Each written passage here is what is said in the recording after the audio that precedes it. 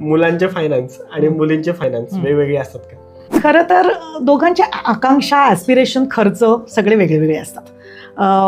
फायनान्सच वेगळे असतात का तर नाही, बट त्यांचे माइलस्टोन्स, त्यांच्या गरजा ह्या वेगळ्या वेगळ्या असू शकतात.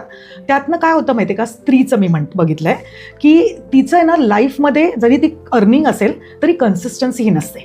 म्हणजे कसं होतं, मॅटर्निटी लिव्ह आली की तिला ब्रेक आला, मग नंतर घरात काही अडचणी आल्या, म्हणजे मुलाची दहावी आली किंवा मुलाचं नीट शिकत नाहीये, अशा वेळेस शक्यतो तू बघ बायकांना नोकरी सोडावी लागते, तर इनकन्सिस्टन्सी असते पगारात.